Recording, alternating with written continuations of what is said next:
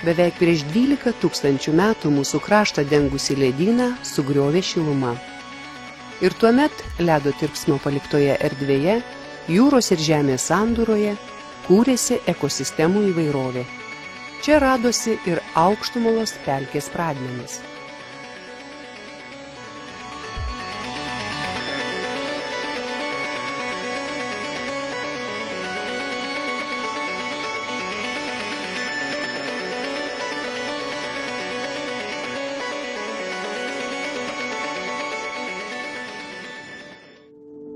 Šiandien žinoma, kad pelkės ne tik švelnina mikroklimatą, bet ir reguliuoja klimato kaitas. Jos yra natūralios oro ir vandens valyklos, durpių kloduose kaupiančios vandenį ir saugančios apylinkės nuo staigių pavasario potvinių ar pražūtingų vasaros sausrų.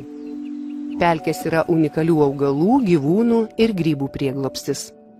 Net 1/4 saugomų Lietuvoje augalų rūšių yra susijusios su pelkių buveinėmis. Pelkėse auga tirulinė erika, kupstinė kūlingė, raistinė viksva.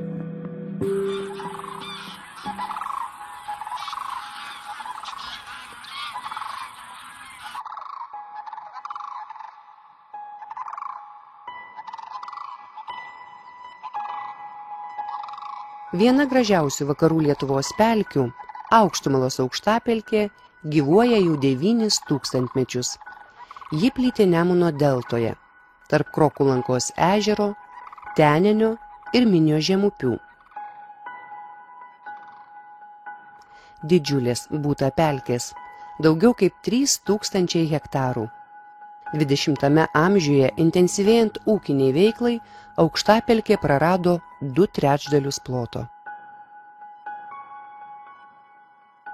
Išlikusi aukštapelkės dalis su pelkiniais ežerokšniais, retomis augalų ir gyvūnų rūšimis 1995 metais paskelbta Aukštumalos telmologiniu arba pelkių draustiniu. Draustinis kartu su visa Nemuno delta yra ekologinio ES saugomų teritorijų tinklo Natura 2000 dalis. Jį saugo tarptautinę reikšmę turinčių pelkių apsaugos Ramsaro konvencija.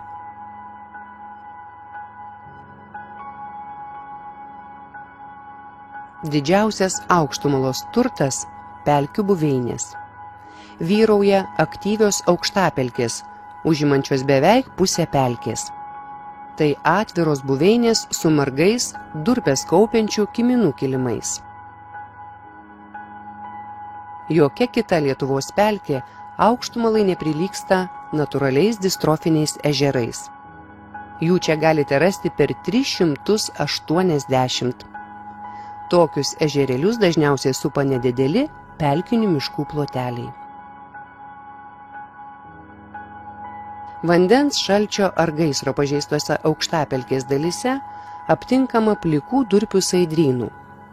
Apsausintuose pelkės pakraščiuose plyti degradavusios aukštapelkės, kuriuose auga pelkiniai gailiai, o dėl drėgmės stygiaus vis labiau silpstančius kiminus užgožia šiliniai viržiai, sparčiai stiebėsi pušys ir beržai.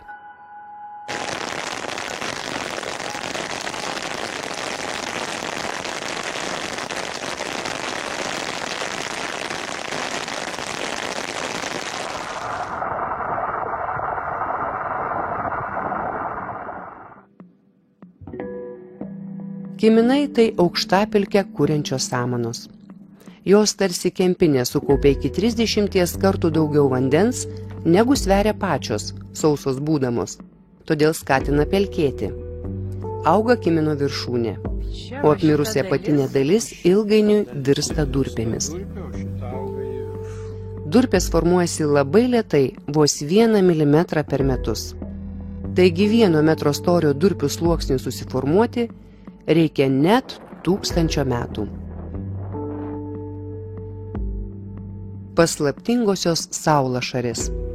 Nedideli vabzdžiaėdžiai augalai gebantis maitintis vabzdžiais.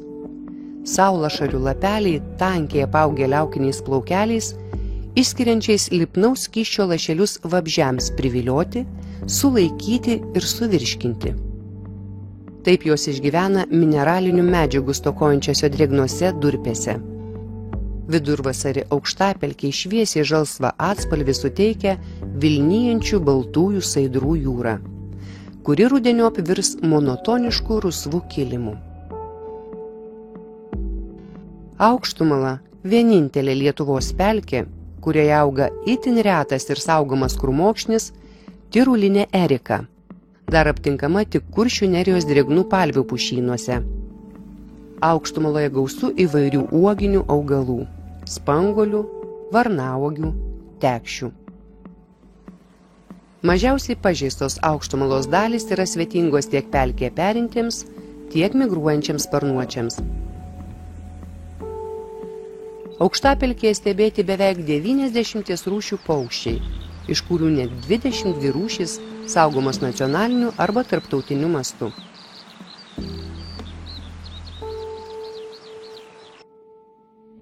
Aukštapelkių plynės primena tolimąją tundrą. Todėl tik čia prieglobstį randa kai kurie šiauriau mūsų krašto paplitę paukščiai. Aukštumaloje peri tik kučiai, plėšriosios medšarkės, dirviniai sėjikai. Ieškodami grobio užsuka jūriniai ereliai.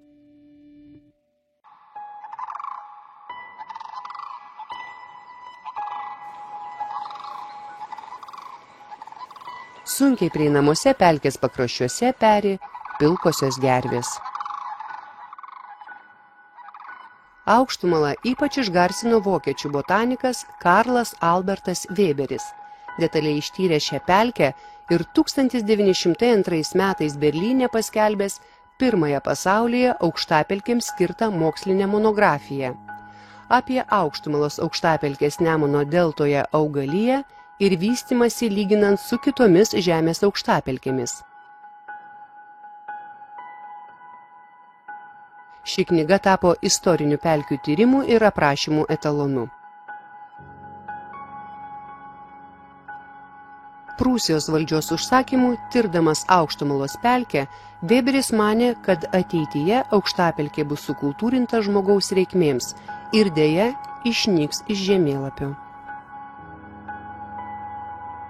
Weberis rašė: Kur dar neseniai plačiai besidriekiančioje, nebylioje dykvietėje vienišas keleivis sunkiai žygiuodamas girdėdavo vien savo širdies dūžius, kur iš po kojų staiga pakilusio paukščio išgastingas klyksmas arba vaitojantis vėjo kaukimas tarp skurdžių pušų nutraukdavo didingą dykros tylą, netrukus suskambės vieversio čirenimas ir putpelės čiulbesys, o džiaugsmingas žaidžiančių raudonskruosčių šviesiaplaukių vaikų būrio triukšmas pripildys orą, kur sunkaus kelio išsekintas žmogus savo alkį vargiai malšindavo uogomis, ten šnarės gausybė javų varpų, o kur kažkada baikščios gervės perėdavo tarp blyškių samanų, ten vešlioje žolėje ganysis karvės pritvinkusiais tešmenimis ir skambės energingų pjovėjų dalgiai, kad surinktų iš pievų gausias palaimintas gerybės. Deja, šitas palaimintas gerybės galima gauti tik tada, kai pelkė nusausinama, kai sukultūrinama ir pelkė kaip ekosistema sunyksta. Labai yra negerai, kai pelkės yra apsausinamos. Tai yra pažemėja vandens lygis dėl kurių nors priežasčių. Tai tuomet prasideda durpių klodo skaidymasis ir iš to skaidymos rezultatas CO2 išsiskiria. Išsiskiria didžiuliai kiekiai anglies dioksido, ypač tose vietose, kur ekosistemos pažeistos. Visos šlapios žemės, kurios yra apsausintos ir kurios yra daug organinės medžiagos, visos pelkės, visokių tipų ir visokie durpynai, kurie yra apsausinti, išskiria daug anglies dioksido.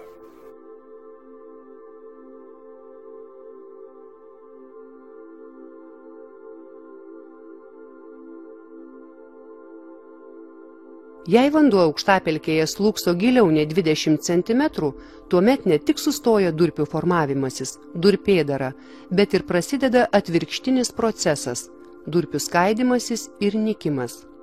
Atsipalaidavusi anglis jungiasi su deguonimi ir į atmosferą patenka anglies dioksidas, skatinantis klimato kaitas. Dėl apsausėjusių durpių skaidimosi į pelkinius ežerokšnius patenka mineralinių medžiagų, kurios skatina sparčiau juos užželti. Pelkėje vietoj kiminų kilimo kūrėsi tankų šilinių viržių sąžalynai. Pradeda augti aukštaūgiai pušų ir beržų medeliai. Mokslininkai nustatė, kad mūsų planetos nusausintos pelkės į atmosferą išskiria apie 5% su žmogaus veikla susieto anglies dioksido. Vien futbolo aikštės dydžio nusausinta pelkė kasmet į atmosferą išskiria tiek anglies dioksido, kiek jo išskirtų automobilis, jei pasiryžtumėte kelionėje apie pusiaują net 3 kartus.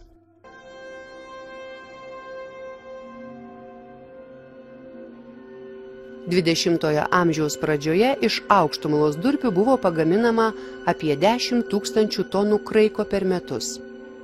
Tada durpių gavybos apimtis dar nekėlė didelio pavojaus aukštapelkės gyvybingumui. Šiandienos jau negalima įsivaizduoti be šviežių daržovių, spalvingų gėlių, kvapnių prieskonių užaugintų durpių substratuose. Vis didėjantiems mūsų poreikiams reikėjo vis daugiau durpių žaliavos. Taip žmogaus gerbūviui atiduota 2/3 Aukštumalos ploto. Deja, durpyno eksploatuoti neįmanoma jo nesausinant, o tai turi ženklios neigiamos įtakos išlikusios pelkės dalies gyvavimui. Pelkei reikia vandens.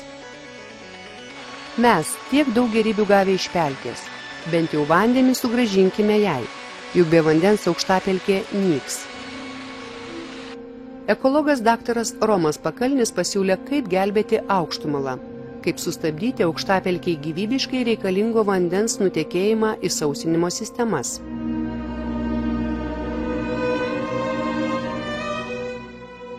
Dar 2006 metais durpininkai siekdami suderinti pelkės ekosistemų apsaugos ir durpyno eksploatavimo interesus, pagal mokslininkų rekomendacijas patvenkė pagrindinius pelkę sausinančius griovius. Buvo įrengtos didžiosios lentų ir durpių užtvankos. Manau, kad tai yra gerai pasisekė.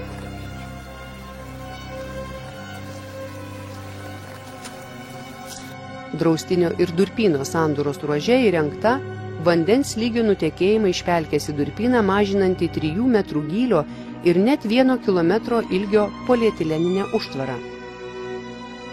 Šios priemonės efektyvumas akivaizdus. Draustinio pakraštyje pelkės vanduo slūkso 40 cm aukščiau nei ten, kur priemonė nebuvo taikyta. Norint atkurti išlikusios pelkės hidrologinį režimą, reikėjo tęsti pradėtus darbus. 2013 m. rudenį Lietuvos gamtos fondas su partneriais pradėjo vykdyti 4 metų trukmės ES Life Plus programos bei Lietuvos Respublikos finansuojamą projektą Aukštumalos aukštapelkės atkūrimas Nemuno deltos regioninėme parke. Spitland and there is both here is a reserve and here is Spitland obviously, yes? And we will just go. Projekto vadovas Nerijus Zableckis, daktaras Romas Pakalnis ir daktaras Leonas Jarašius supažindino tarptautinio seminaro dalyvius su jau nuveiktais darbais, bei su Aukštumalos telmologinio draustinio gamtotvarkos plane numatytomis priemonėmis pelkės būklei pagerinti ir aukštapelkei atkurti.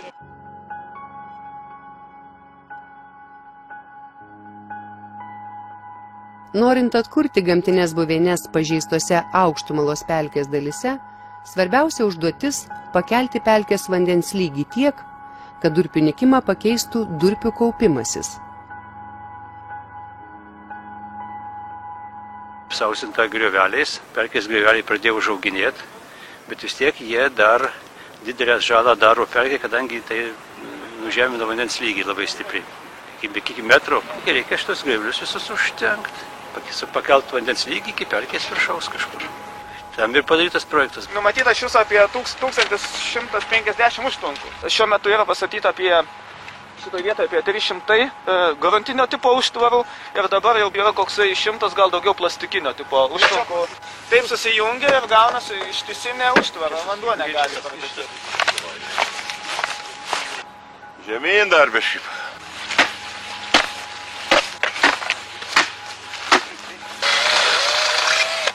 Daug. Tada ir varžtais, kuris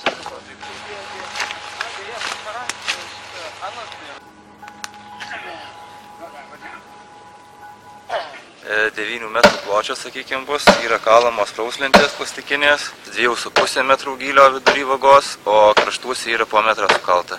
Ši pertvara yra tam sukalta, kad neprasifiltruotų vanduo iš pagrindinio kanalo iš pelkės ir nenutekėtų į pakelės griovelį.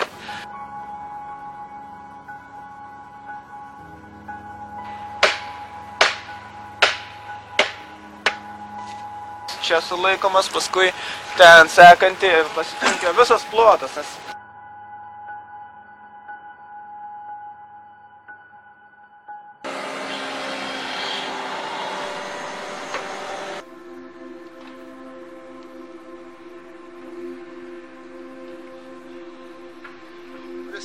Per 2 metus pastatyta daugiau kaip 1000 įvairios konstrukcijos durpinių ir plastikinių užtvankų, neleidžiančių vandeniui nutekėti iš aukštapelkės.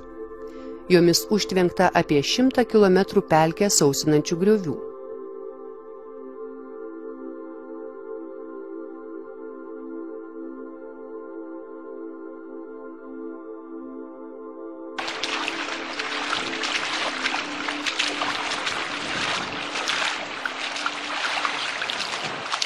Šitoje vietoje kertamos atžalos buvusioje gaisravietėje. Gaisras čia buvo 2010 metais ir po gaisro, kaip matome, nudžiūvo suaugę medžiai. Jų vietoje iš kelmų išaugo daug atžalų, kurios toliau garina vandenį. Todėl jų šalinimas yra tikslingas siekiant pakelti vandens lygį.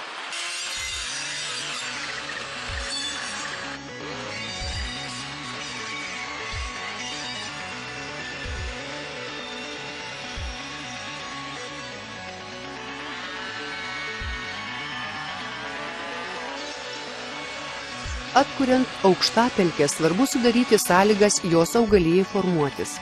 Aukštaūgiai medžiai ir krūmai yra akivaizdus sausinimo padarinys. Karštą ir sausą dieną kiekvienas medis gali išgarinti kelis kubinius metrus vandens. Mokslininkai nustatė, kad išvešėję medžiai išgarina iki 15% aukštapelkiai taip reikalingos drėgmės. Todėl sausinimo pažeistoje pelkėje kiekvienas papildomai prarastas kubinis metras vandens blogina jos būklę. Griovių tvenkimas kartu su sumedėjusios augalijos šalinimu efektyvus metodas. Ne tik stabdantis pelkės sausėjimą, durpių skaidymąsi ir klimato kaitą sukeliančių dujų išsiskyrimą, bet ir padedantis atkurti pažeistų pelkių buveinių gyvybingumą. Iškirsti krūmai ir medžių šakos kraunami greta esančius griovius, kur tampa puikiu substratu smailiašakiams kiminams įsikurti.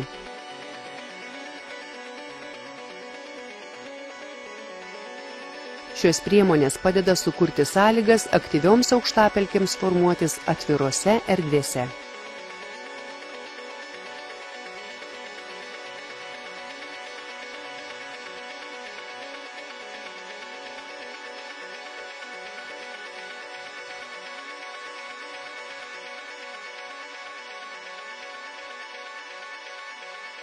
Aukštas pelkės vandens lygis – viena iš svarbiausių sąlygų būtinų pažeistoms pelkėms gydyti ir aukštapelkių augalijai atsikurti. Daktarė Jūratė Sendžikaitė ir daktaras Leonas Jarašius jau 10 metų periodiškai matuoja pelkės vandens lygio pokyčius. Ir koks yra rezultatas? 15. 15, tikrai. Vandens lygį pakėlėm čia daugiau nei pusę metro. Tai labiausiai sausinimo pažeistoje vietoje rezultatai yra tikrai puikus. Vandono durpės paviršius yra 19 cm, iš tikrųjų geras rezultatas ir čia matome jau besiformuojantį kiminų sluoksnį. Toje dalyje, kuri buvo ypatingai nusausinta sausinomųjų griovių, dėl to šitos pelkės dalis yra labiausiai nukentėjusi nuo gaisro, kada gaisro metu čia buvo sunaikinta visa augalija ir štai dabar mes matome atsikūrusią augaliją. Augalijai atsikurti čia padeda projekto metu vykdyti tvenkimo darbai, durpinių užtvankų panaudojimo rezultatai šitoje Aukštumalos pelkės dalyje yra tikrai efektyvūs.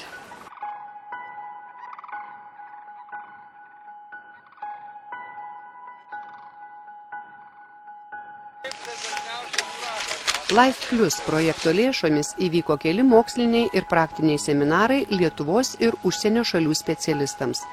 Lietuvių kalba išleista Karlo Alberto Weberio monografija, parengti pelkių gidai, atnaujintas Aukštumalos pažintinis takas. Tai buvo ne tos lentutės, o tokie rastai sudėti ir iki čia reikėdavo prie pelkę, tai linguodavo viskas. Lentinė atnaujinto tako dalis iškelta ant tvirtų plastikinių vamzdžių. Todėl lankytojai gali drąsiai, net nesušlapdami kojų ir nepažeisdami pelkės, grožėtis gamta. Ypač man patinka jis toks vingiuotas. Tai tie vingiai, tai jie suteikia galimybę. Labai skaniai vaikštosi. Prie mūsų naujo gražaus objekto noriu pasakyti labai didelis dėkui Klasman Delman įmonei, kuri suprantama ir labai gerą naują iniciatyvą, kada verslas kartu su aplinkosauga bendrauja, bendradarbiauja šitokiuose projektuose, tai yra tik sveikintinas dalykas. Va visiem medžiam, užaugusiam pelkėm.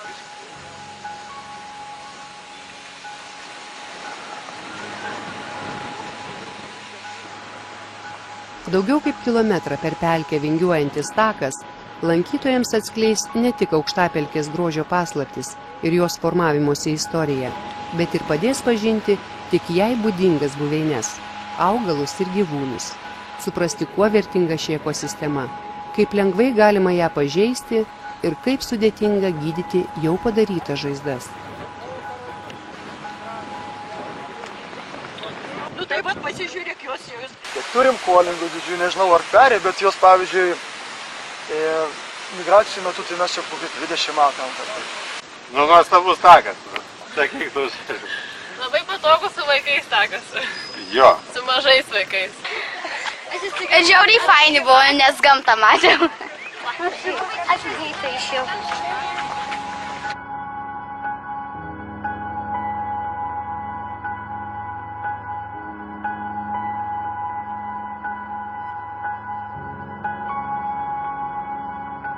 Eikim, pažinkim, supraskim, matykim ir saugokim nuo visokių dalykų. Pelkė auga labai lėtai ir už tai, ką jau nutarėm, kad galima išeksploatuoti, tai eksploatuokim, o tą, ką nutarėm, kad reikia saugoti. Moderni visuomenė jau suvokia, kad laikas ne tik naudotis gamtos teikiamomis gėrybėmis, bet ir ištaisyti ankstesnių kartų padarytas klaidas. Mokslininkų pastangos ir Life Plus programos projekto ekologinio atkūrimo veikla lėmė, kad Aukštumalos aukštapelkei nebegrėsia pavojus išnykti. Priešingai, ji jau atgyja.